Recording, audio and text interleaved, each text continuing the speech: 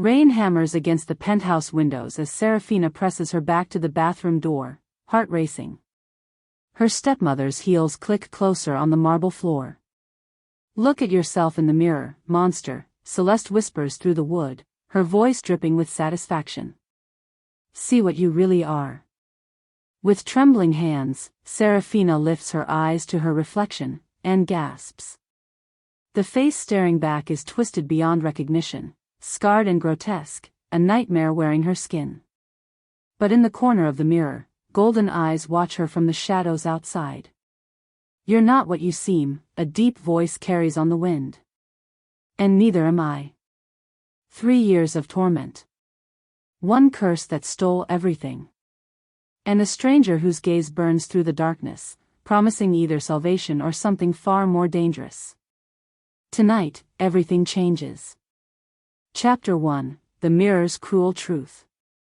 Seraphina's hands trembled as she stared into the cracked mirror, watching her stepmother Celeste circle behind her like a predator savoring its prey. The luxurious penthouse apartment felt suffocating, its floor-to-ceiling windows overlooking the rain-soaked city below. "Look at yourself," Celeste whispered, her manicured fingers trailing along Seraphina's shoulder. "Do you see what I see?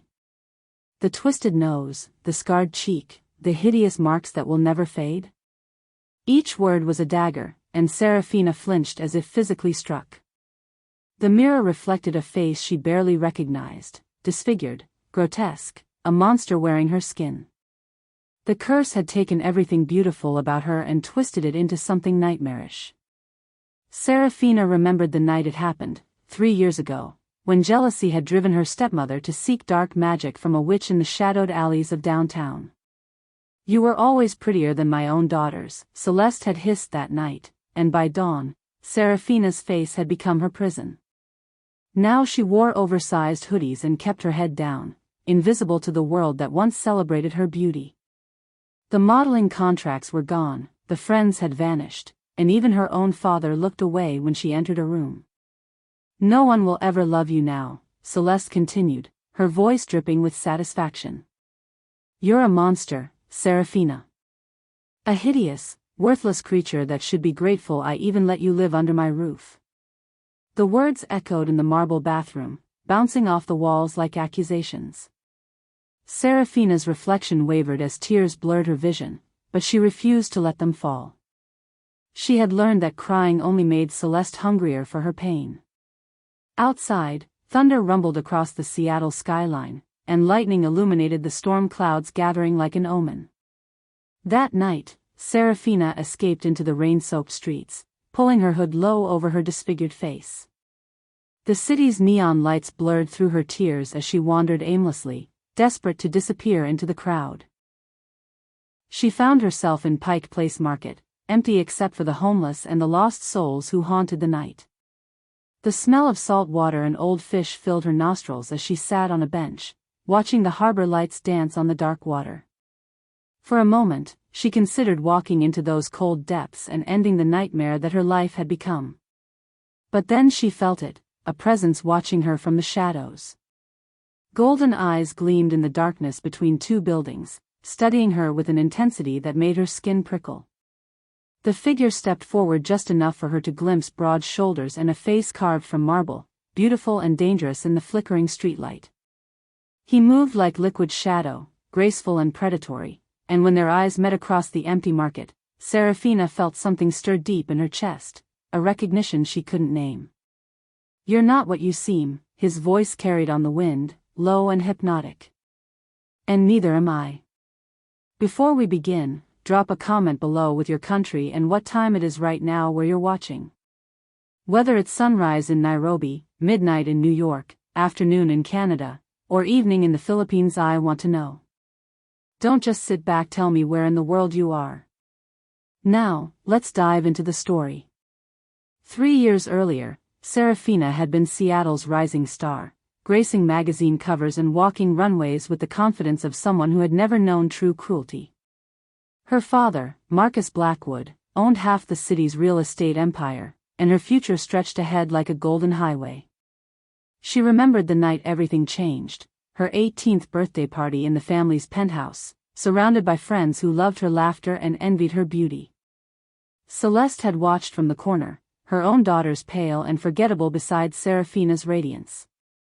"Make a wish, darling," her father had said, and she had closed her eyes, wishing for nothing because her life was already perfect. The curse came at midnight, delivered through a crystal pendant that Celeste had gifted her, an antique family heirloom that burned cold against Seraphina's skin. The transformation was agony, her bones shifting and her flesh twisting as dark magic rewrote her very essence. She woke to her own screaming, her face a map of scars and distortions that made her father weep and her friends scatter like startled birds. The doctors called it a rare genetic condition that had suddenly manifested, but Seraphina knew the truth when she saw the satisfaction in Celeste's eyes. "Some curses can't be broken, dear," her stepmother had whispered. "Only endured." Now, 3 years later, Seraphina worked at Moonlight Cafe, a tiny coffee shop tucked between towering skyscrapers where the city's forgotten souls gathered for warmth. Her manager, Elena, was the only person who looked at her without flinching, treating her like a human being instead of a monster. "You make the best coffee in the city," Elena would say, her weathered hands gentle as she counted the day's earnings. "Don't let anyone tell you different." The customers barely glanced at Seraphina, hidden behind the espresso machine with her hood pulled low, and she preferred it that way. Invisible meant safe, and safe meant surviving another day. The cafe became her sanctuary, filled with the rich aroma of coffee beans and the quiet murmur of strangers sharing their secrets. She learned to read people through their orders. The businessman who ordered 5 shots of espresso was drowning in debt. The young mother who asked for decaf was pregnant again and terrified. The old man who came every Tuesday for black coffee was marking time until he could join his deceased wife. Their stories became her stories, their small dramas a welcome distraction from her own nightmare. In the warm glow of the cafe's amber lights, she could almost forget what she had become. But every evening, she had to return to Celeste's penthouse, where her stepmother's daughters, Vivian and Scarlet, treated her like a servant. "Fetch my shoes, monster," Vivian would sneer, while Scarlet would accidentally spill wine on Seraphina's only clean clothes. Her father had become a ghost in his own home, guilt and horror warring in his eyes whenever he looked at his transformed daughter. "I'm sorry," he would whisper sometimes, but his apologies were hollow things that couldn't undo the curse or give her back her stolen life. Each night, Seraphina would lock herself in her small room and dream of the golden-eyed stranger who had watched her in the market, wondering if she had imagined the recognition in his gaze. The next evening, he was waiting for her outside Moonlight Cafe, leaning against a black motorcycle that gleamed like polished obsidian under the streetlights. Seraphina's breath caught in her throat as she recognized the golden eyes that had haunted her dreams, now studying her with the same intense focus that had made her skin prickle. He was even more devastating in the full light, tall and broad-shouldered, with dark hair that caught the neon glow and a face that belonged in Renaissance paintings. "Seraphina," he said, and her name on his lips sounded like a prayer and a promise. "I've been looking for you." "How do you know my name?" she whispered, pulling her hood lower to hide her disfigured face. Her heart hammered against her ribs as he stepped closer, moving with that same liquid grace she remembered from the market. There was something predatory about the way he moved, something dangerous that made every instinct scream at her to run. But his eyes held her captive, golden and warm like honey in sunlight, and she found herself taking a step toward him instead of away. "Who are you?" she asked, her voice barely audible over the city's endless symphony of traffic and distant sirens. "My name is Kieran," he said, his voice low and hypnotic, carrying an accent she couldn't place. "And I've been searching for you for longer than you know." He reached into his leather jacket and pulled out a photograph, old and faded, showing a young woman who looked exactly like Seraphina had before the curse. The woman stood in a moonlit forest, her face radiant with joy and power, surrounded by figures whose eyes gleamed gold in the darkness. "This was your grandmother, Lydia Blackwood," Kieran said softly. "She was the most powerful Luna our kind had ever known." Seraphina stared at the photograph, her mind reeling with questions and disbelief. "Luna? Our kind? What are you talking about? The woman in the picture could have been her twin, sharing the same delicate bone structure and cascade of midnight hair that Seraphina remembered from her own reflection before the curse. Kieran's fingers brushed hers as he handed her the photograph, and electricity shot through her skin at the contact. His touch was warm and oddly comforting, making her feel safe for the first time in 3 years. My grandmother died when I was 5, she said, though doubt crept into her voice. She was human, just like my father. Your grandmother was many things, Kieran replied, his golden eyes never leaving her face. But human wasn't one of them. Rain began to fall, droplets catching the streetlight like scattered diamonds, and he gestured toward his motorcycle. Let me take you somewhere safe, somewhere I can explain everything. There are people looking for you, Seraphina, people who would kill to possess what's sleeping inside you. His words sent a chill down her spine, but there was something in his voice, a protectiveness that made her want to trust him despite every warning bell in her head. The curse that binds you is more than your stepmother's jealousy. It's a prison designed to keep your true nature locked away. Chapter 2, Awakening Truths. Kieran's motorcycle roared through the rain-slicked streets, weaving between traffic with supernatural precision as Seraphina clung to his leather jacket. The city blurred past them in streaks of neon and shadow, and she found herself pressing closer to his solid warmth, breathing in his scent, pine forests and wild storms and something indefinably masculine that made her pulse quicken. They climbed into the hills overlooking Seattle, where mansions perched like eagles' nests among ancient evergreens.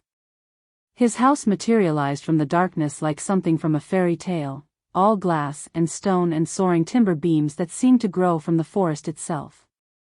Inside, a fire crackled in a massive stone hearth, casting dancing shadows across walls lined with books that looked older than the city itself. Seraphina's breath caught as she recognized symbols carved into the wooden beams, moons and wolves and intricate knotwork that seemed to shift and move in the firelight. Your grandmother used to sit in that chair, Kieran said softly, gesturing toward a leather armchair positioned to face the flames. She would tell stories of the old pacts, the ancient laws that governed our world before humans forgot we existed. His voice carried weight and sadness, as if he had lived through those stories himself. I don't understand any of this, Seraphina whispered, sinking into the chair that seemed to welcome her like an old friend. The leather was worn smooth by countless hours of use, and she could almost feel the presence of the woman who had sat here before her. Kieran moved to the mantelpiece and retrieved an ornate silver hand mirror, its surface gleaming with an inner light that had nothing to do with the fire. Look, he commanded gently, kneeling beside her chair. Not at what the curse wants you to see, but at what you really are. When Seraphina lifted her eyes to the mirror, she gasped. Her reflection showed not the monster Celeste's curse had created, but her true face, the face she remembered from before, beautiful and unmarked by scars. But there was something new in her eyes, a golden flicker that matched Kieran's, and when she blinked, she could have sworn she saw the shadow of a wolf looking back at her. The curse doesn't change what you are, Kieran said, his voice rough with emotion. It only makes you forget. Your grandmother was Luna to one of the most powerful packs in the Pacific Northwest, and her bloodline carries magic that some would kill for.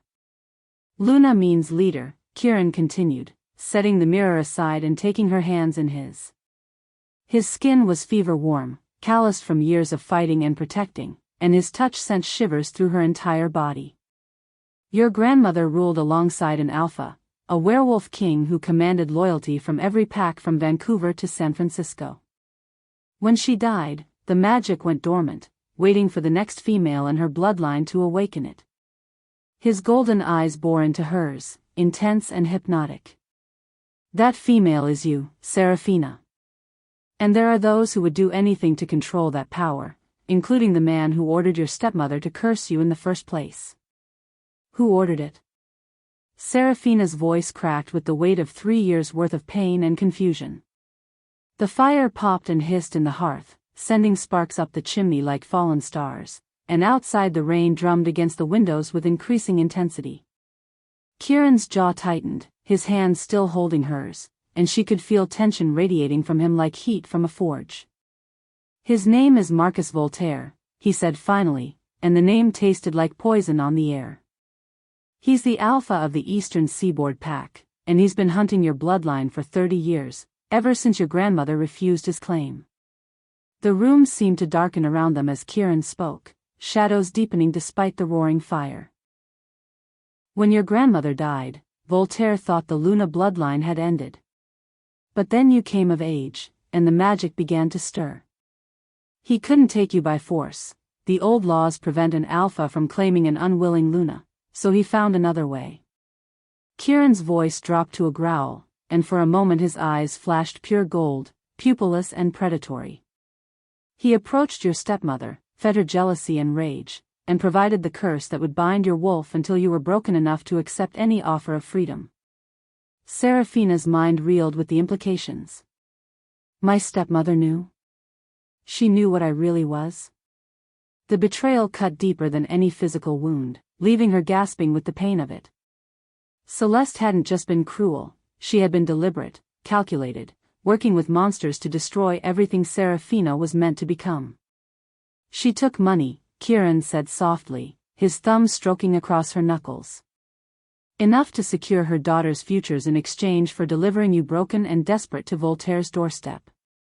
The plan was for you to suffer until you begged for rescue, then he would appear as your savior and claim you as his Luna.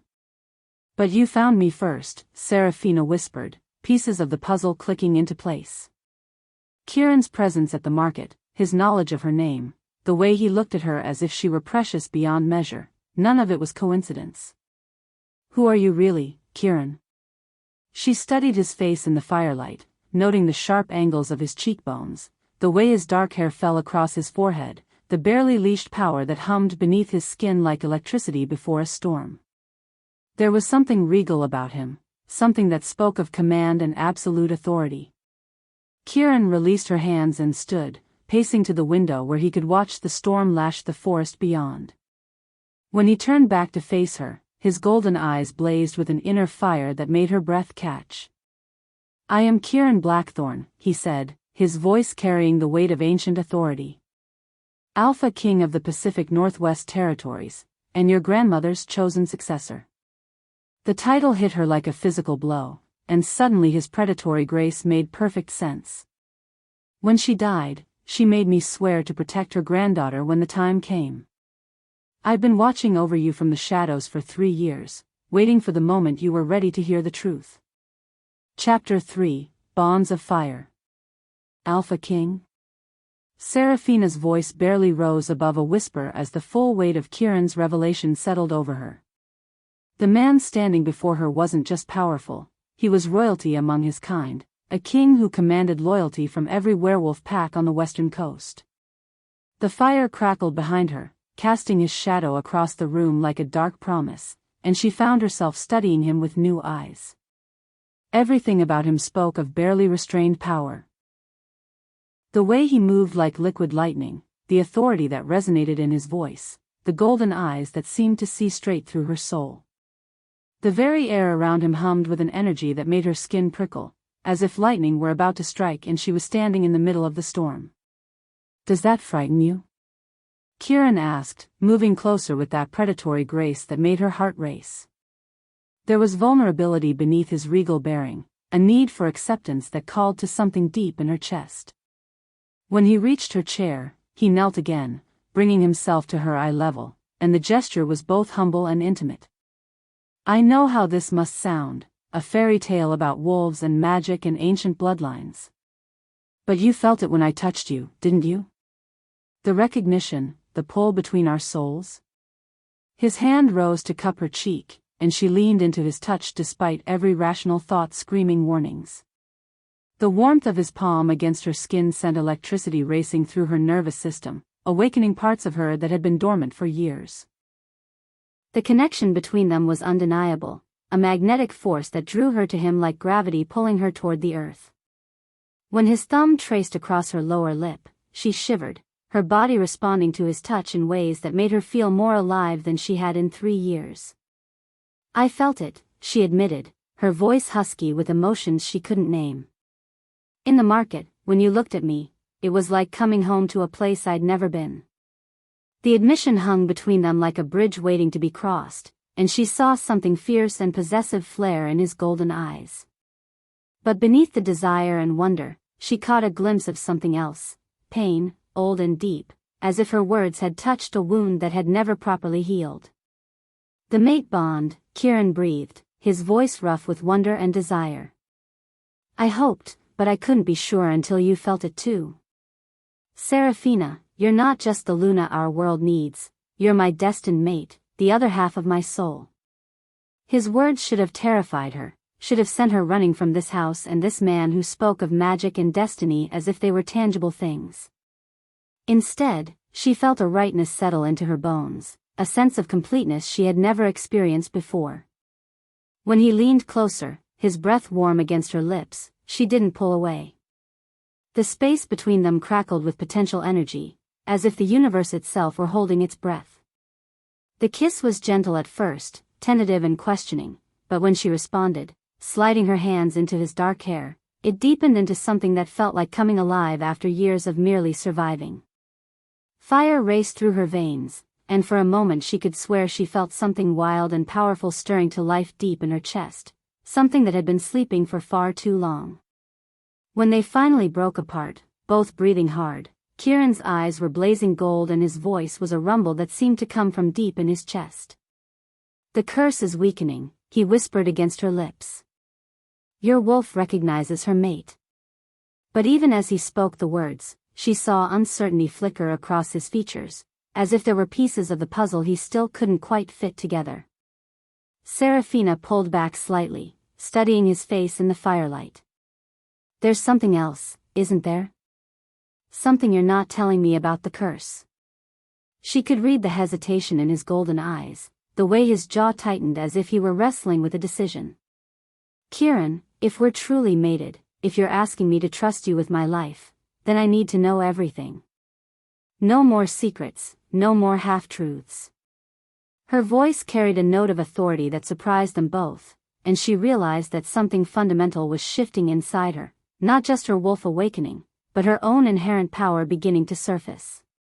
Kieran's hands fell to his sides, and he stood, pacing to the window where rain continued to lash against the glass.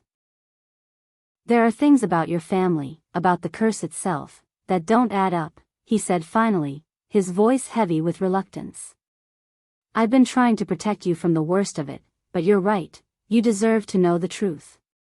He turned back to face her, and she saw steel resolve replace the uncertainty in his expression. The curse that binds you isn't just any dark magic. It's Luna magic, twisted and corrupted, but Luna magic nonetheless. Only someone with your grandmother's bloodline could have crafted something so specifically designed to suppress your wolf. The words hit her like a physical blow, and Seraphina felt the blood drain from her face. That's impossible. Celeste isn't related to me, she married my father after my mother died. She's just a human who got involved with the wrong people. But even as she spoke the denial, pieces began clicking into place in her mind. Celeste's uncanny knowledge of exactly how to hurt her, the way she seemed to take such personal satisfaction in Seraphina's suffering, the fact that she had known precisely what kind of curse would work on a dormant Luna. I thought the same thing, initially, Kieran said, moving to a bookshelf and retrieving an old leather journal. But then I started researching your grandmother's family tree, looking for clues about how to break the curse safely. He opened the journal to a page filled with genealogical charts and handed it to her.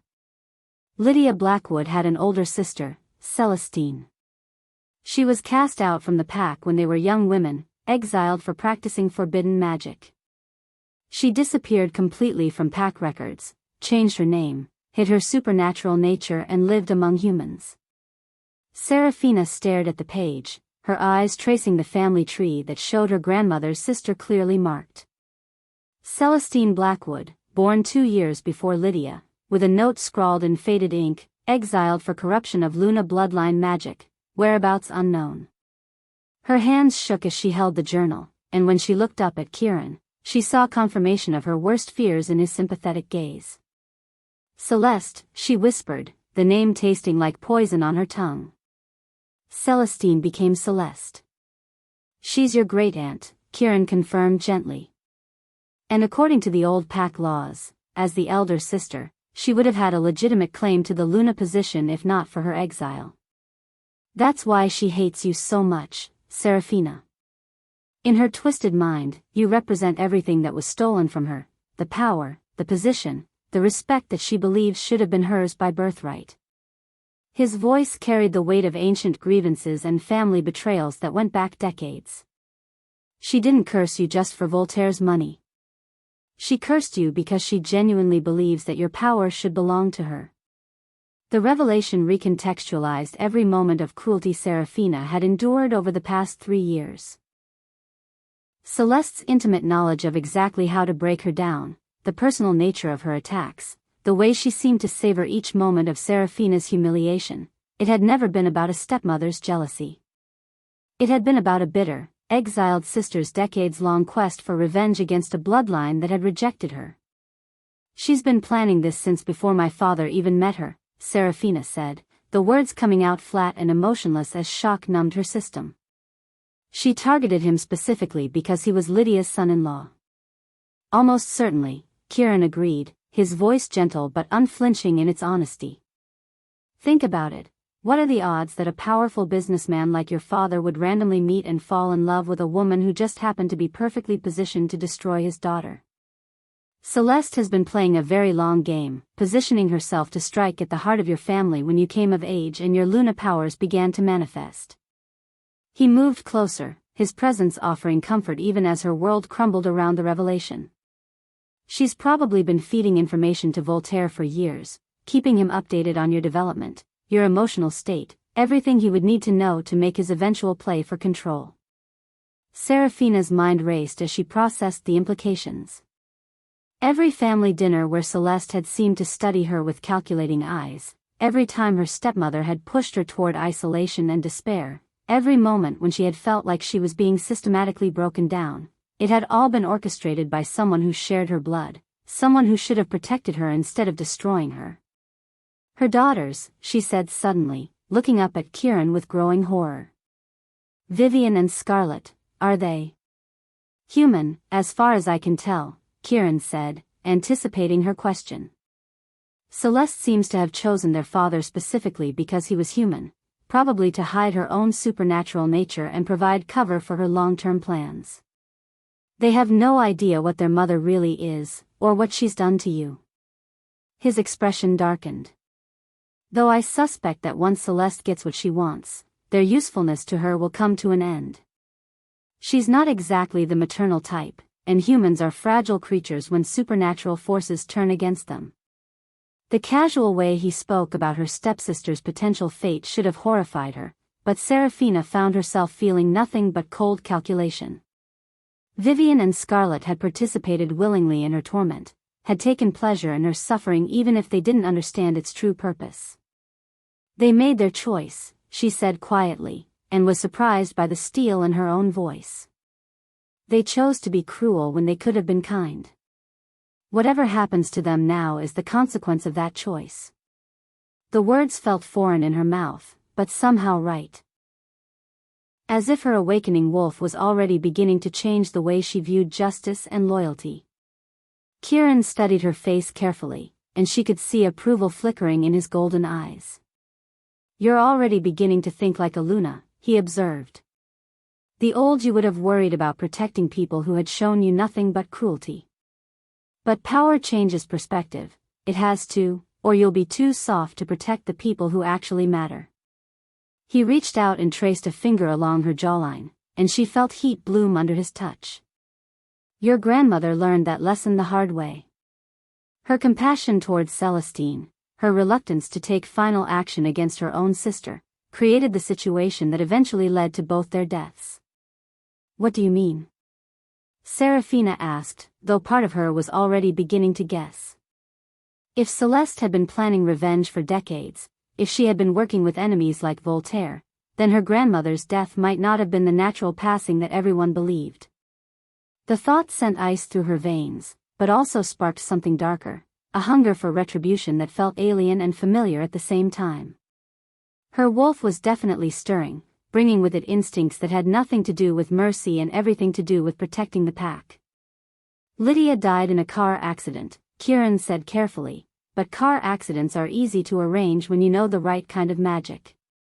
Celestine had been estranged from the family for 30 years by then, had plenty of time to study and perfect her corrupted abilities. When your grandmother refused Voltaire's initial advances, when she made it clear that the Luna bloodline would never bow to Eastern Pack authority, someone needed to remove her from the equation.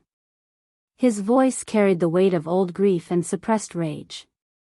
I could never prove it, but the timing was too convenient. Lydia dies, your mother follows within 2 years from grief and a weak heart, and suddenly you're left vulnerable and alone except for a father who had no idea what you really were. The pattern was becoming clear, a web of manipulation and murder that stretched back years before Seraphina's birth. She killed my grandmother and my mother, she said, and this time her voice carried a note that made the flames in the fireplace flicker and dance. Power was building inside her, responding to her emotional state, and she could feel something vast and terrible beginning to wake up. She destroyed my family piece by piece, positioned herself perfectly to destroy me when the time was right, and I never suspected because I thought she was human. Her hands began to glow with a faint silver light, and she saw Kieran's eyes widen with a mixture of awe and concern. Seraphina, he said carefully, his alpha instincts clearly recognizing the danger building in the air around her. I know you're angry, you have every right to be angry. But you need to control the power, not let it control you.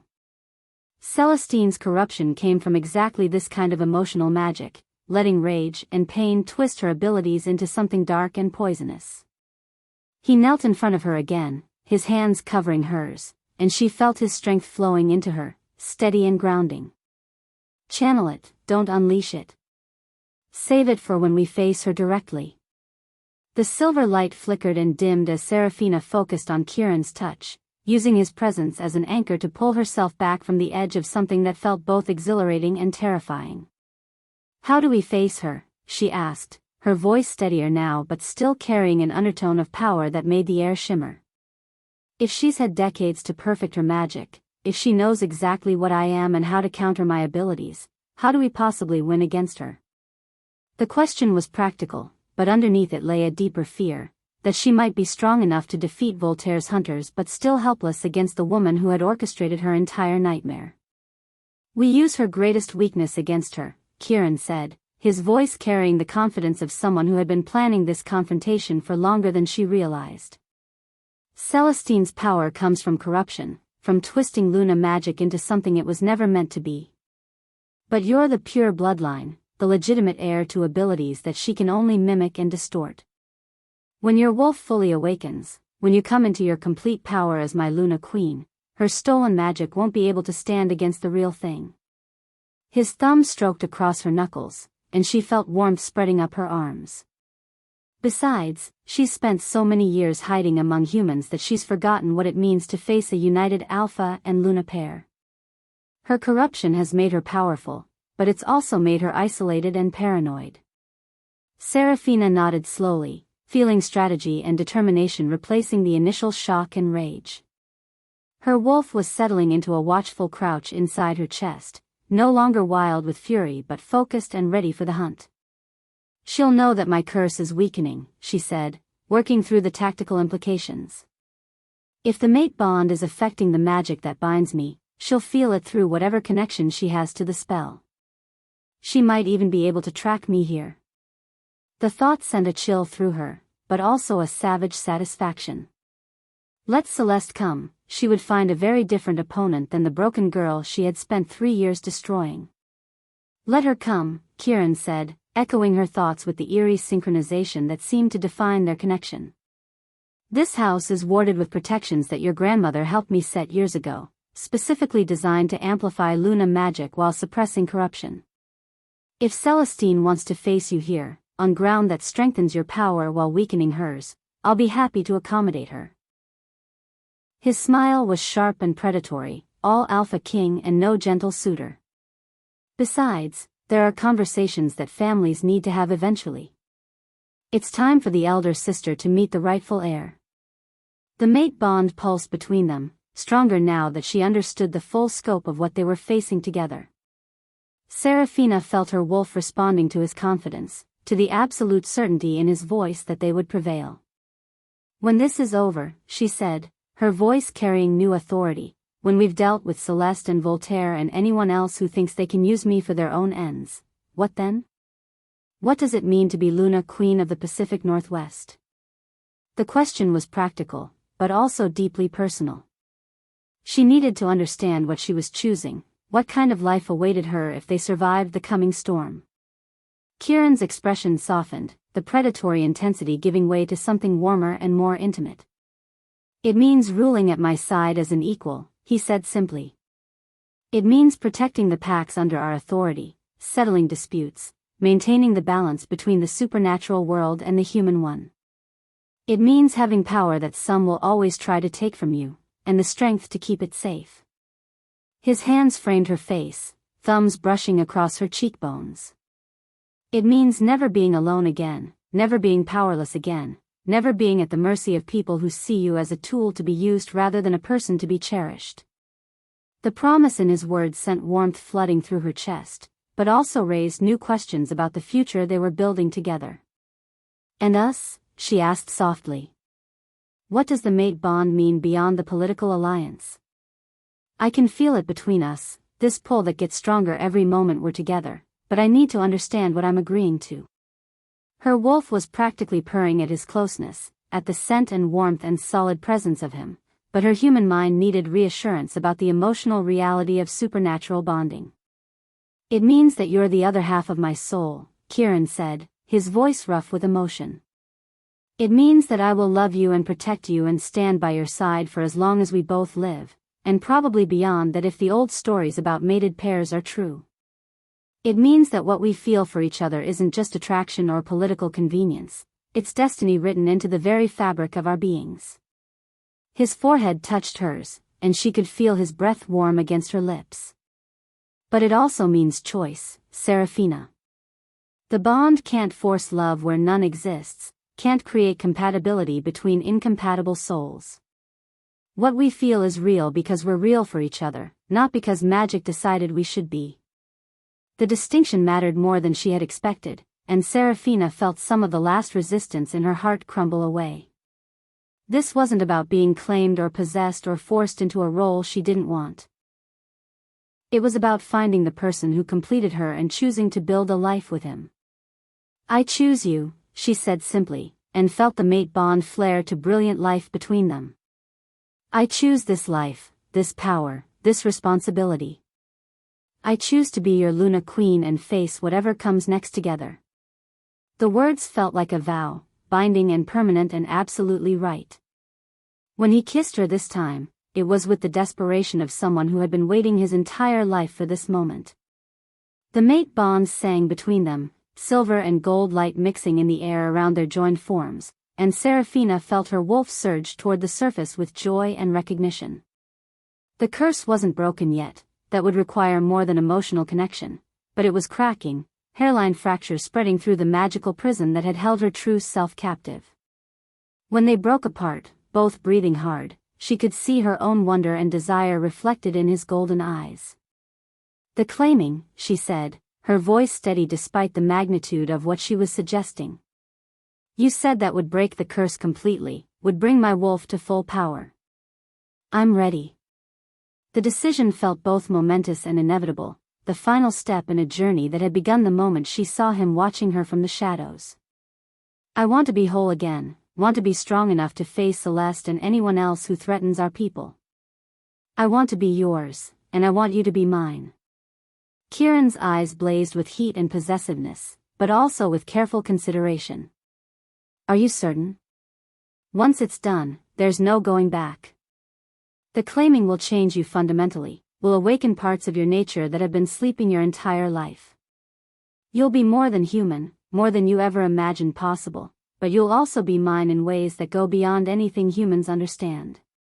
His hands tightened on her waist, and she could feel the barely restrained power in his touch. I need to know that you want this for yourself, not just as a weapon against our enemies. I want it for all of those reasons, Seraphina said honestly. I want the power to protect myself and the people I care about. I want to be strong enough to make Celeste pay for what she's done to my family. But mostly, I want to be complete, to be the person I was always meant to be before fear and curses and other people's agendas got in the way. She reached up to trace the line of his jaw, marveling at the way he leaned into her touch like a great cat seeking affection. I want to be yours, Kieran Blackthorne. In every way that matters. His control finally snapped, and when he claimed her mouth this time, there was nothing gentle or questioning about it. This was possession and promise and desperate need all rolled into one kiss that left her breathless and aching for more. The mate bond flared between them like a living thing, and she felt her wolf clawing toward the surface, eager to meet her mate and claim her rightful place in the world. When his lips moved to her throat, finding the pulse point where her life beat strongest, she tilted her head back in complete surrender and trust. The claiming bite, when it came, was pain and pleasure and transformation all at once. Silver fire raced through her veins as the curse shattered like glass, and her wolf burst free with a howl of pure joy that echoed through dimensions she hadn't known existed. Power flooded her system, Luna magic in its pure, uncorrupted form, connecting her to every pack and every wolf for thousands of miles. She was herself, but more than herself, individual but part of something vast and ancient and wonderful.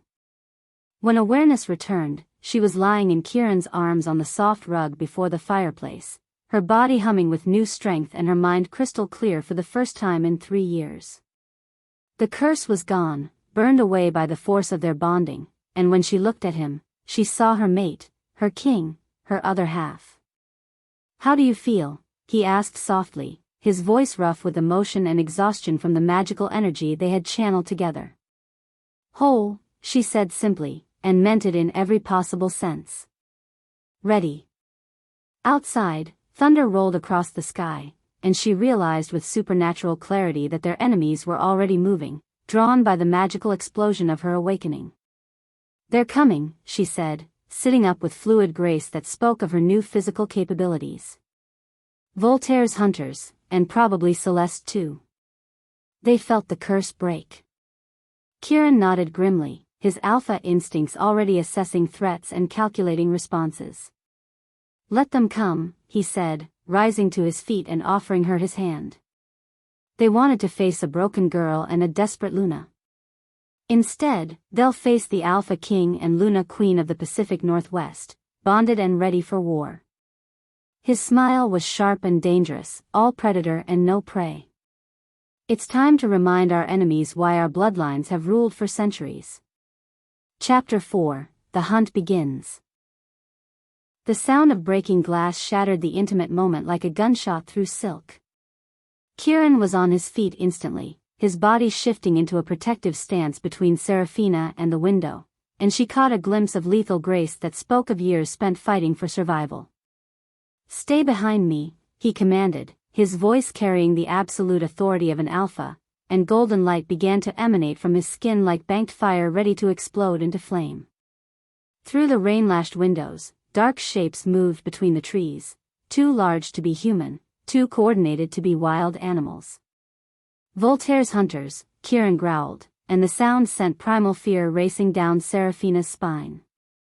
His hands began to elongate into claws, and she watched in fascination and terror as his human facade started to slip, revealing the predator beneath. "He must have been watching, waiting for you to surface. The moment you touched the mirror, the moment your wolf began to wake, he would have felt it through the magical network that connects all our kind." The windows rattled under the assault of the storm, and Seraphina realized with growing horror that not all the shapes moving outside were caused by wind and rain. A howl split the night, long and mournful and filled with threat, and it was answered by others from different directions. They were surrounded, trapped in Kieran's glass house like goldfish in a bowl. "How many?" Seraphina whispered, her newly awakened instinct screaming danger even as her rational mind struggled to process the impossible reality unfolding around her. Kieran's head tilted, listening to sounds beyond human hearing, and when he turned to look at her, His eyes were no longer golden but burning amber, pupilless and wild. "Too many for me to fight alone while protecting you," he admitted, and she heard the frustration and fury in his voice. The Alpha King of the Pacific Northwest, brought low by his need to keep her safe.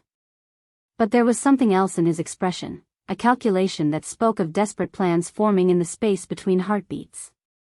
"There's another way, but it's dangerous. If I can trigger your full awakening, if your wolf emerges completely, you'll have the power to defend yourself while I deal with the hunters." His claws retracted as he reached for her hands, human again except for the inhuman intensity in his gaze. "What do you mean, trigger my awakening?" Seraphina asked, though part of her already knew. The mate bond thrummed between them like a live wire, and she could feel something vast and powerful stirring in the depths of her soul, clawing its way toward the surface with increasing urgency. Kieran's hands framed her face, his thumbs tracing the curve of her cheekbones, and she saw love and fear and desperate hope warring in his expression. "A claiming bite," he said softly. "If you accept me as your mate, if you let me mark you, the shock will shatter Celeste's curse completely and bring your wolf to full power. But Seraphina, once it's done, there's no going back. You'll be mine, and I'll be yours, for as long as we both live." Another howl echoed through the storm, closer now, and Seraphina could hear the sound of claws scraping against the house's stone foundation. Time was running out, and she could see the knowledge of it written in every line of Kieran's tense body. "If I don't do this, we die anyway," she said, and it wasn't really a question. The logical part of her mind catalogued all the reasons this was insane. She barely knew him, werewolves shouldn't exist, claiming bites sounded like something from a paranormal romance novel. But her heart, her newly awakening instincts, her very soul recognized the truth in his golden eyes. The mate bond thrummed between them like a living wire, growing stronger with each passing moment as their enemies closed in around the house. "Yes," Kieran said simply, and she appreciated that he didn't try to pretty it up or make false promises about other options. Death stalked them through the storm, and their only chance of survival lay in a bond that would change her forever. "But understand, I'm not asking you to do this just to save our lives. I want you, Seraphina. I want to wake up next to you for the next 100 years, want to see you rule at my side as my Luna Queen. If we survive tonight, I'll spend eternity proving you made the right choice." His voice carried the weight of absolute sincerity, but underneath it she caught something else, a note of vulnerability that suggested this claiming meant more to him than even he was willing to admit. The house shuddered under impact, and Seraphina heard the sound of claws raking across glass. They were out of time for pretty speeches and romantic declarations. "Do it," she whispered, tilting her head to expose the curve of her throat, and she saw something wild and possessive flare in Kieran's eyes. His hands slid into her hair, fingers tangling in the midnight strands, and he pulled her closer with a gentleness that belied the urgency of their situation. "I love you," he said against her skin, and the words were a vow and a prayer and a promise all wrapped into one. The admission hung in the air between them like a bridge spanning two worlds, and she felt her heart respond with an emotion so fierce it took her breath away. When his teeth pierced her throat, pain and pleasure exploded through her system like lightning striking a tree. The world went white-hot around the edges, and she felt something massive and powerful unfurling in her chest, her wolf, awakening after years of cursed sleep, stretching muscles that had been bound too long. Power flooded her veins like molten gold, and when she opened her eyes, she could see in perfect detail despite the darkness, could hear the heartbeats of their enemies circling the house, could smell fear and aggression and the wild musk of transformed werewolves. But there was something else flowing through the bond between them, something that made her wolf pause in recognition and ancient reverence. The claiming bite sent waves of energy cascading through both their bodies, but as the connection deepened, Seraphina began to sense layers to Kieran's power that shouldn't exist in any normal werewolf. Through their bond, she could feel the wolf in him, strong, dominant, absolutely alpha, but underneath that familiar energy signature was something else entirely. Something older, deeper, carrying frequencies that resonated with magic she had no name for. His golden eyes weren't just blazing with werewolf intensity, they were literally glowing with an inner fire that belonged to no earthly creature she had ever heard of. "Kieran," she gasped, pulling back from his embrace as awareness flooded through her newly awakened senses. "What are you?" The question should have been accusatory, but instead it came out filled with wonder and growing understanding. Through their mate bond, she could feel his nature more clearly now, layers upon layers of power that went far beyond anything a normal alpha should possess. Her wolf was responding to him not just as mate and pack leader, but as something her instincts recognized as fundamentally other, something that commanded respect from forces much older than werewolf hierarchies. Kieran's expression shifted from passion to resignation, and she saw centuries of carefully guarded secrets flickering behind his golden gaze. "I was hoping I could ease you into this revelation," he said softly, his voice carrying harmonics that seemed to resonate in dimensions beyond the physical. "But the claiming bond makes it impossible to hide what I really am." He stood, moving to the window where he could watch their enemies gathering in the storm, and when he turned back to face her, his entire bearing had changed. The mask of careful humanity he had worn was slipping away, revealing something magnificent and terrible beneath. "My mother was werewolf royalty," he began, his voice taking on the cadence of old stories told around ancient fires. "Luna of the Northwestern Territories, descended from the purest bloodlines that traced back to the first werewolves in North America. But my father..." He paused, and Seraphina could feel the weight of old pain and carefully buried secrets pressing against their bond. "My father was Nephilim, descended from the unions between angels and humans that were forbidden before the Great Flood. He was one of the last of his kind, hiding among humans and supernatural creatures alike, carrying power that made even the strongest alphas look like children playing at strength." The revelation hit her like a physical blow, and suddenly everything about Kieran made perfect sense. His unusual power level, his ability to become Alpha King at such a young age, the way other werewolves responded to him with a mixture of worship and barely concealed fear. He wasn't just an alpha. He was something that bridged the gap between the werewolf world and realms of power that existed beyond anything she had imagined. "That's why your eyes are gold," she whispered, understanding flooding through her. "Not werewolf gold, but something else entirely." "Angelic fire," Kieran confirmed, his voice rough with emotion. "The mark of my father's bloodline, passed down through generations of increasingly diluted heritage until it reached me. I'm probably the last Nephilim werewolf hybrid in existence, carrying power that some would kill for and others would run from in terror." He moved closer, his presence filling the room with energy that made the air itself shimmer with potential. "When I was born, the pack elders didn't know whether to hail me as a savior or destroy me as an abomination. The only thing that saved me was your grandmother's intervention." Seraphina's mind reeled as more pieces of the puzzle clicked into place. "That's why she chose you to protect me," she said, her voice filled with growing understanding. "Not just because you were strong enough to face the threats that would come for her granddaughter, but because you carried power that could match whatever enemies might rise against the Luna bloodline." The political implications were staggering. She wasn't just mated to an Alpha King, but to something that represented a fusion of supernatural forces that most creatures thought were myth. "Your grandmother was the only Luna powerful enough to stabilize my dual nature," Kieran continued, his golden eyes never leaving her face. "The werewolf side of my heritage wanted to hunt and run with the pack, but the Nephilim blood called to duties and powers that existed on a completely different scale. She helped me find balance, taught me to use both aspects of my nature without letting either one consume me." His voice carried deep gratitude and old grief. "When she died, I thought I would go mad from the loss of that stabilizing influence. But then I met you, and suddenly everything made sense again." The mate bond pulsed between them, stronger now that she understood the full scope of what they were to each other. "That's why our connection is so intense," she realized, her voice barely above a whisper. "It's not just the mate bond between an alpha and Luna, it's something much more complex. My Luna magic is responding to both sides of your nature, isn't it?"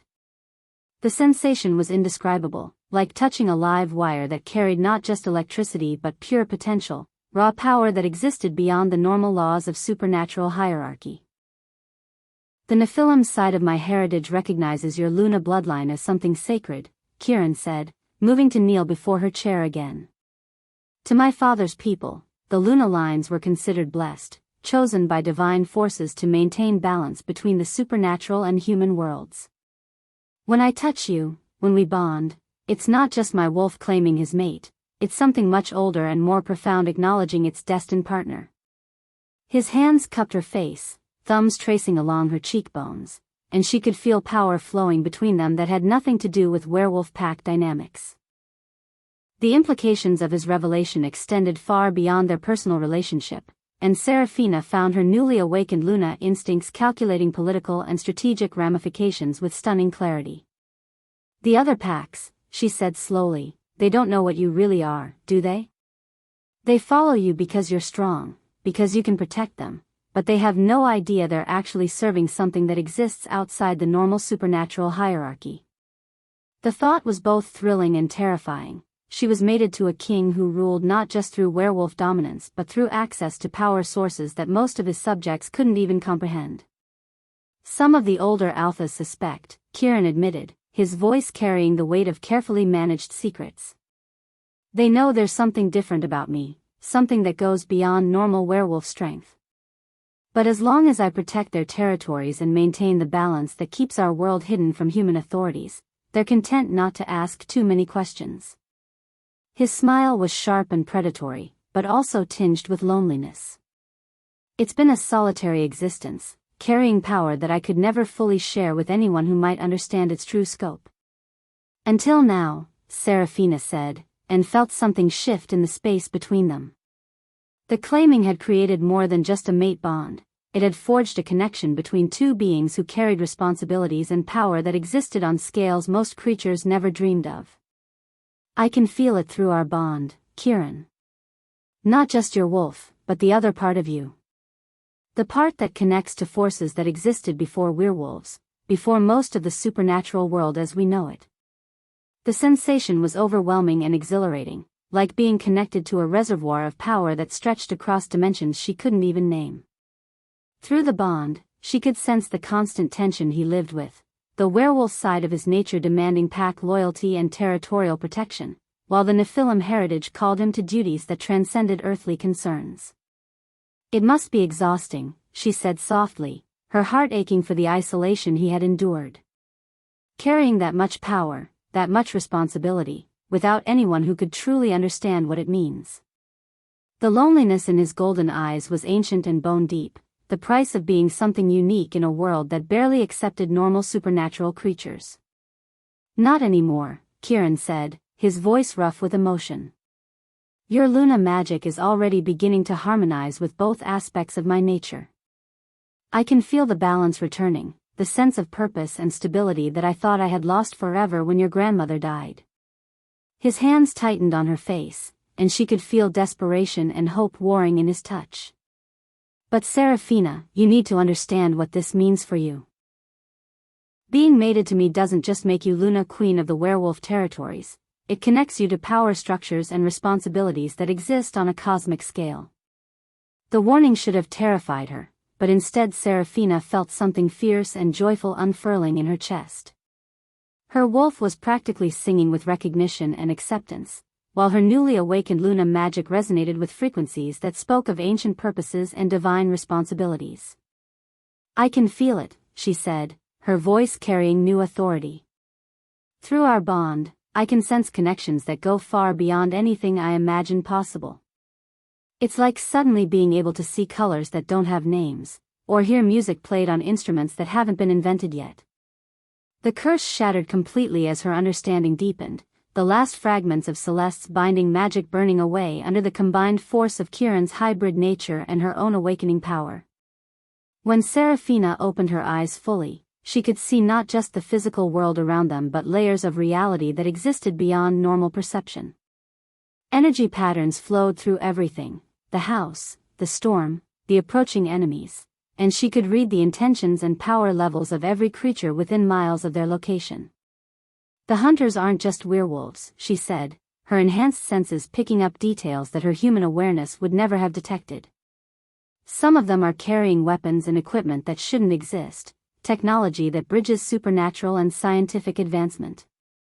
Voltaire has been preparing for this confrontation longer than we realized. The tactical implications were staggering, but she found herself analyzing the approaching threat with a clarity and confidence that surprised her. Her Luna instincts were integrating seamlessly with the cosmic awareness flowing through her bond with Kieran. Nephilim-forged weapons, Kieran confirmed grimly, his expression darkening as he processed the same information through his own enhanced senses. My father's people were master craftsmen, capable of creating items that existed at the intersection of technology and magic. If Voltaire has access to such weapons, it means he's been planning this assault for decades, gathering resources and allies from across the supernatural spectrum. His voice carried the weight of old knowledge and bitter experience. He's not just trying to claim you as his Luna, he's positioning himself to challenge the fundamental power structures that have maintained balance in our world for centuries. The realization sent ice through Seraphina's veins, but also sparked something darker and more determined. He has no idea what he's actually facing, she said, her voice carrying harmonics that made the air around them shimmer with potential energy. He's expecting to fight a normal alpha and a newly awakened Luna. Instead, he's about to face forces that his conventional understanding of supernatural hierarchy can't even process. The power flowing through their bond was unlike anything she had imagined possible, not just werewolf magic or even pure Luna authority, but something that connected to the fundamental forces that shaped reality itself. Kieran's eyes blazed with fierce pride and possessive satisfaction as he watched her come into her full power. "My magnificent mate," he said, his voice carrying reverence and desire in equal measure. "You're not just accepting the bond, you're embracing everything it means, even the parts that exist beyond normal comprehension." His hands slid down to rest on her shoulders, and she could feel his strength flowing into her, steady and endless and absolutely certain. "Together, we're going to rewrite the rules of what it means to rule supernatural territories." The windows exploded inward as their conversation concluded, glass shards glittering like deadly stars in the firelight as Voltaire's assault force finally breached the house's outer defenses. But instead of the desperate last stand their enemies were expecting, they found themselves facing something that existed outside their understanding of supernatural power structures. When Seraphina rose to meet the threat, her movements carried the fluid grace of Luna authority enhanced by cosmic forces that made reality itself bend around her will. "Let them come," she said, her voice resonating with power that belonged to no single supernatural species. Through her bond with Kieran, she could feel his hybrid nature responding to the threat, werewolf instincts sharpening for battle while Nephilim heritage called forth abilities that their enemies had no defense against. They wanted to face a broken girl and a desperate Luna. Instead, they'll discover what happens when ancient bloodlines unite across species barriers. The claiming had awakened more than just her wolf. It had forged a connection between forces that some would consider divine and others would fear as fundamentally dangerous.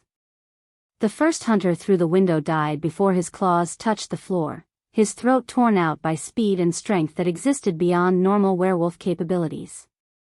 Seraphina moved like liquid lightning enhanced by cosmic awareness, her body responding to instincts that drew from both Luna magic and the otherworldly power flowing through her bond with Kieran.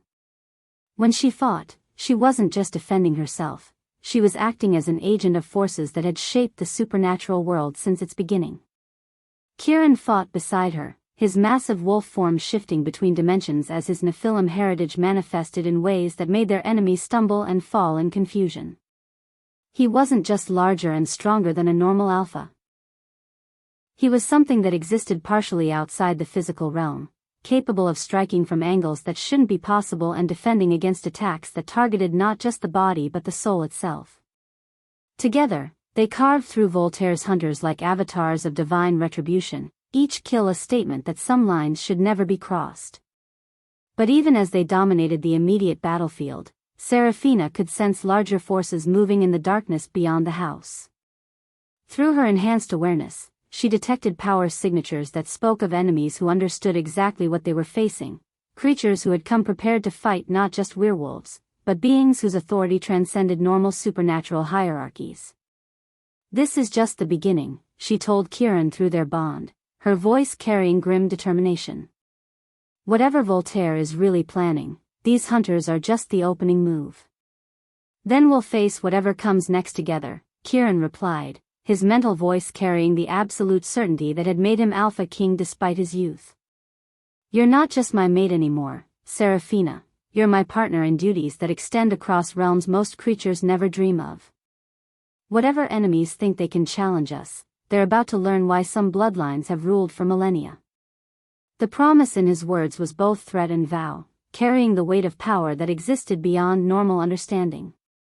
When the immediate assault ended and their enemies lay broken around them, Seraphina stood in the ruins of Kieran's living room and felt the full magnitude of what she had become settling into her bones. She wasn't just Luna, Queen of the Pacific Northwest, she was something that bridged werewolf royalty with cosmic forces, mated to a king whose power drew from sources that most supernatural creatures thought were myth. The responsibility was staggering, but so was the potential for protecting and reshaping their world according to principles that went far beyond territorial dominance. "Ready for whatever comes next?" Kieran asked, moving to stand beside her as they surveyed the carnage that surrounded them. His golden eyes blazed with power that was both familiar and otherworldly, and she could feel the dual nature of his heritage humming through their bond like a song played in frequencies that existed beyond normal hearing. "More than ready," Seraphina replied, her voice carrying authority that resonated across dimensions. Through their windows, she could see storm clouds gathering that had nothing to do with weather and everything to do with supernatural forces that were only beginning to respond to the cosmic shift their bonding had created. "Let them all come, Voltaire, Celeste, anyone else who thinks they can challenge what we've become." They wanted to face a Luna Queen and an Alpha King.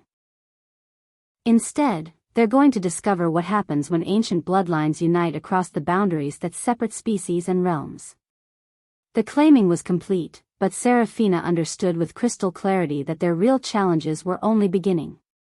She was no longer just a woman who had overcome a curse, she was a force of nature mated to something that existed at the intersection of multiple realities, and together they would reshape the supernatural world according to laws that transcended anything their enemies understood.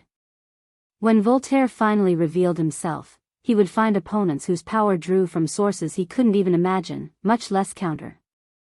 Chapter 5, Luna Rising. The first hunter through the window died before his claws touched the floor, his throat torn out by Seraphina's newfound speed and strength.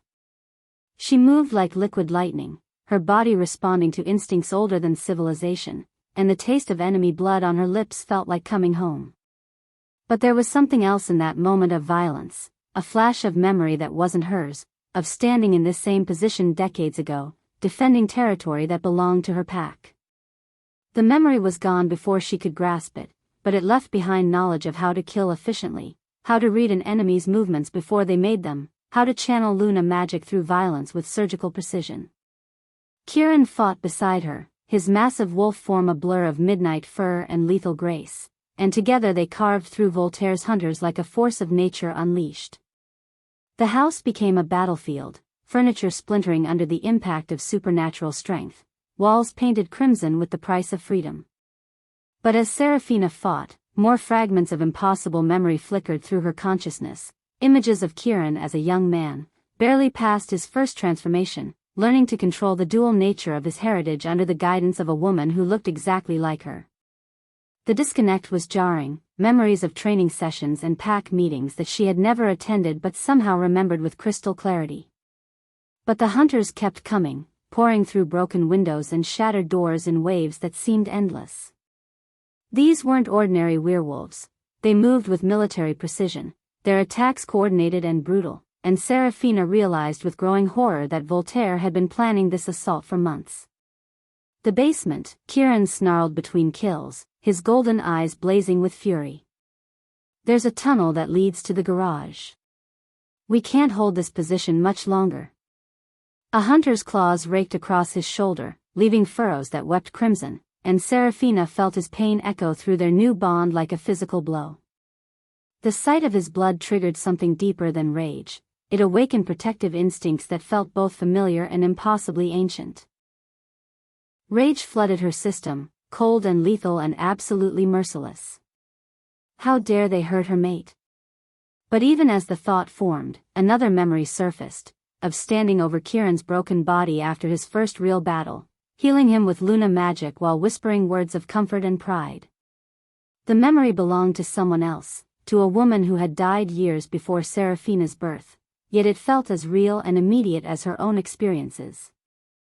Her wolf surged forward, and suddenly she wasn't just fighting on instinct, she was commanding the very air around. The sound of a slow clap echoed through the devastated living room, and both Seraphina and Kieran turned toward the source. A man stepped through the shattered doorway, tall and elegant and radiating the kind of predatory confidence that spoke of absolute power. His silver hair was pulled back in a perfect queue, his expensive suit unmarked by the battle that had raged around him, and his pale blue eyes held the cold calculation of a born killer. Marcus Voltaire, Kieran growled, shifting to place himself between the enemy Alpha and his mate. I should have known you'd be too cowardly to lead the attack yourself. But Seraphina barely heard the words, because the sight of Voltaire's face triggered a flood of memories that belonged to someone else entirely. She remembered this man younger, his hair dark instead of silver, standing in a moonlit clearing and making offers that she had refused with contempt and certainty. She remembered the fury in his eyes when she chose another, the way his handsome features had twisted with rage and wounded pride. She remembered the political maneuvering that followed, the attempts to undermine her authority, the growing certainty that he would never stop trying to claim what he believed was rightfully his. These weren't her memories, they belonged to Lydia Blackwood, her grandmother, a woman who had died when Seraphina was barely 5 years old. Hello, Lydia, Voltaire said softly, and his pale eyes were fixed on Seraphina with an intensity that made her skin crawl. You look exactly as beautiful as you did the last time I saw you alive. Tell me, how does it feel to wear your granddaughter's face while her soul burns in whatever hell you've consigned it to?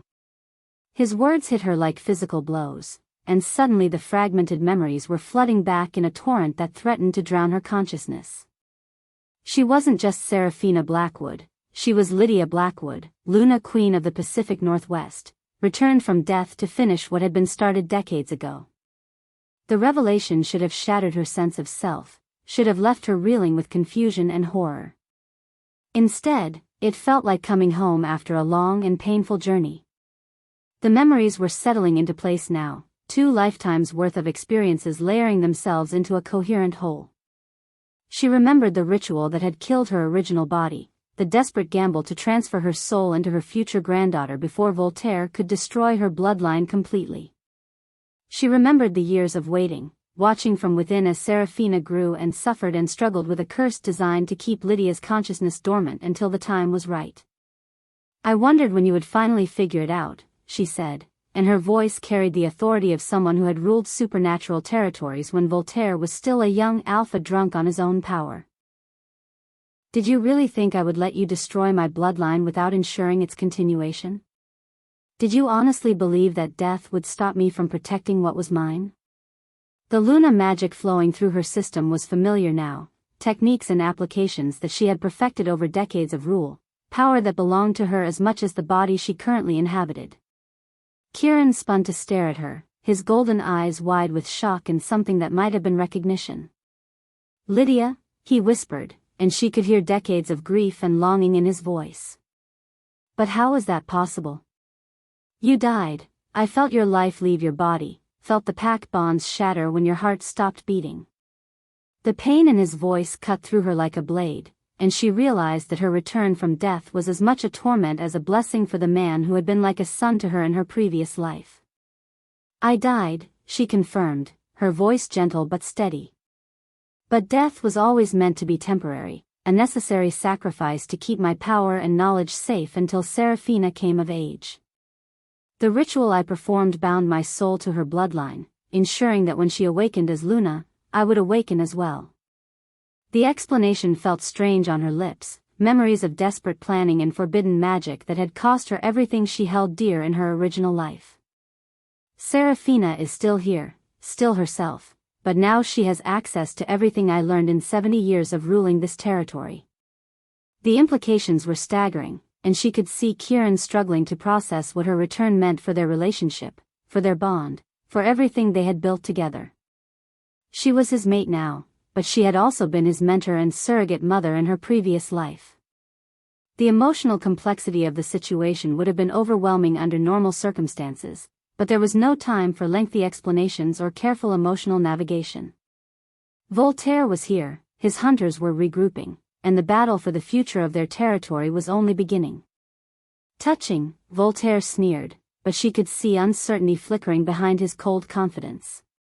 He had prepared to face a newly awakened Luna and her alpha mate, not the reincarnated spirit of the woman who had outmaneuvered him for decades.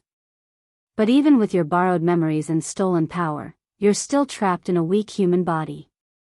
You're not the Luna Queen you once were, old woman. You're a pale shadow wearing the face of someone who might have been worthy if she hadn't been possessed by a ghost. His words were designed to hurt, to sow doubt and confusion, but they only served to remind her of exactly how much she despised this particular enemy. Weak human body.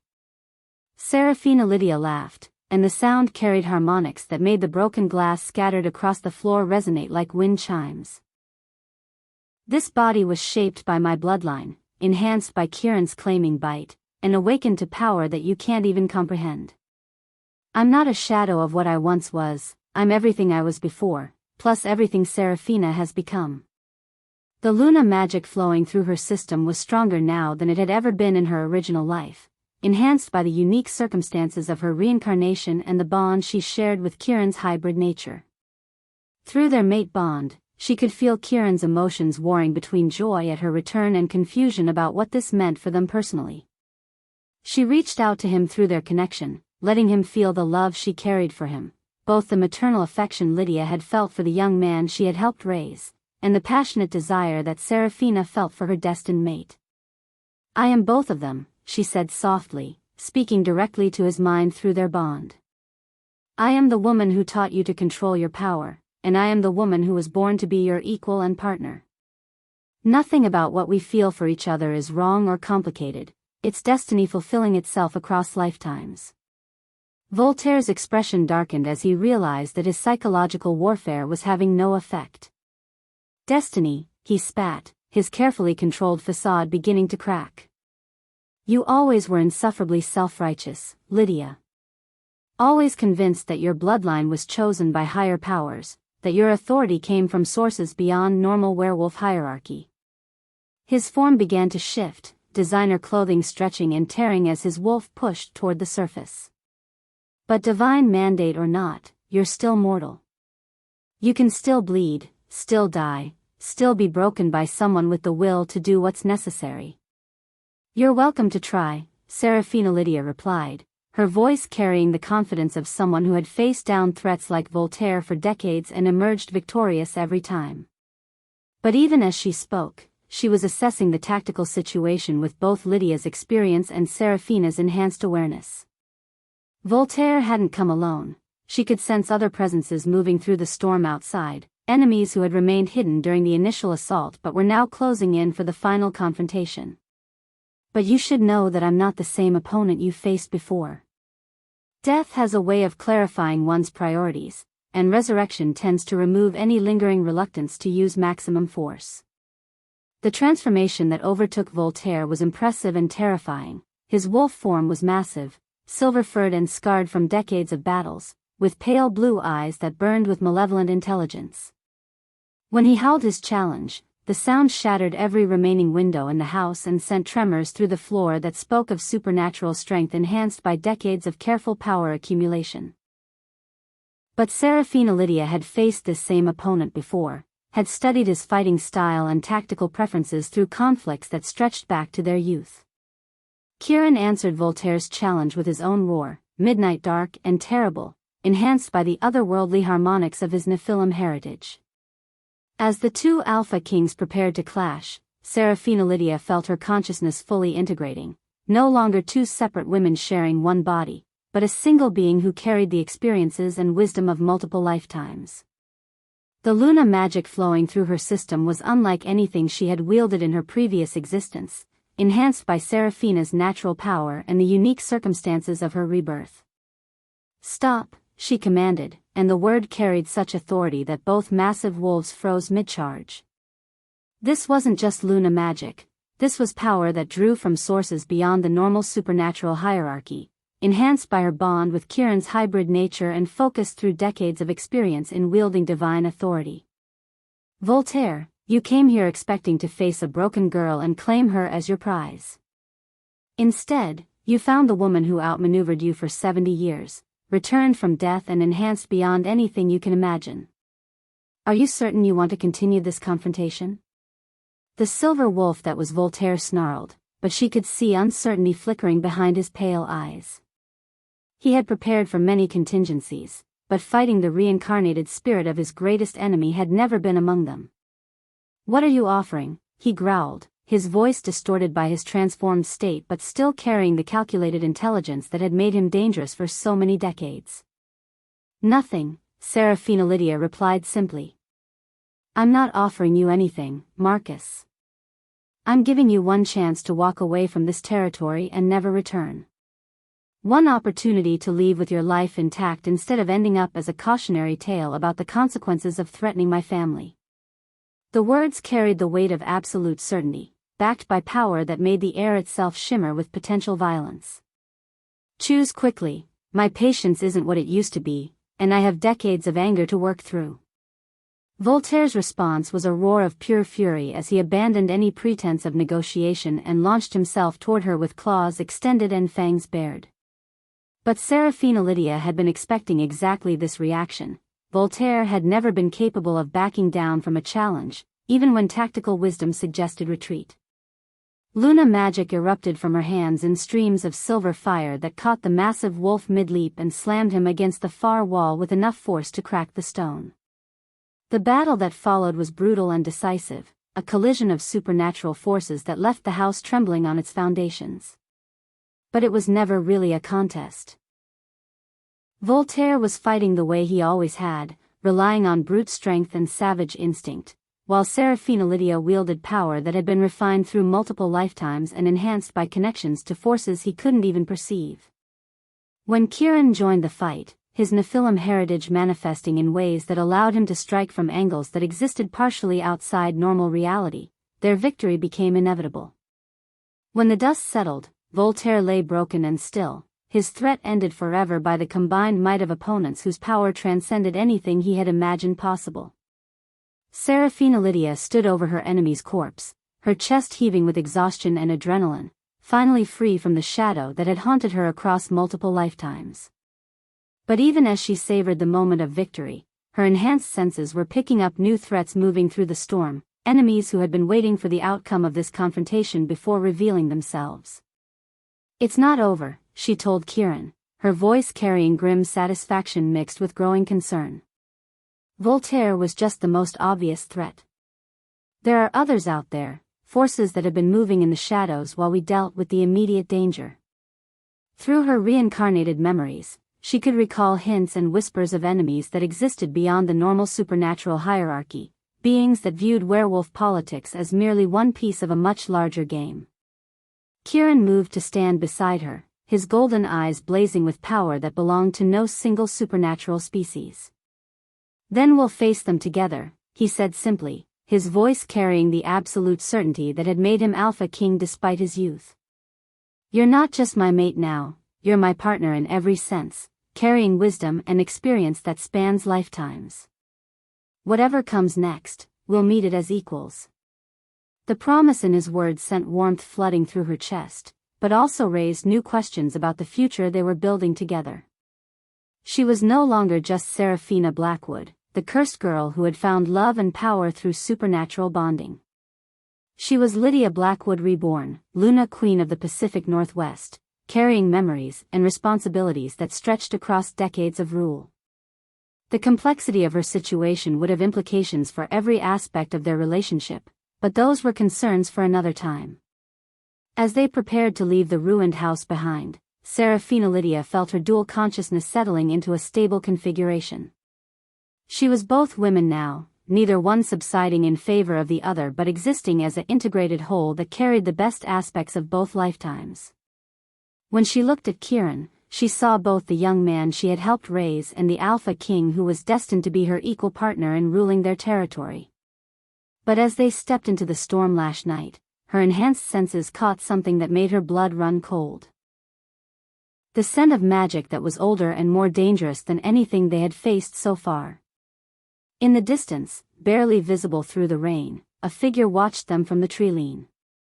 When lightning illuminated the forest, she glimpsed features that belonged to no earthly creature, power that existed beyond the normal boundaries of supernatural hierarchy. For the first time in either of her lifetimes, Seraphina Lydia felt a chill of genuine fear. Voltaire had been a known quantity, an enemy whose methods and motivations she understood completely. But the presence watching them from the shadows represented something far more dangerous, forces that viewed werewolf politics as merely the opening move in conflicts that spanned dimensions and species she had never imagined possible. The real challenges were only beginning, and even with her combined lifetimes of experience, she wasn't certain they were prepared for what was coming next.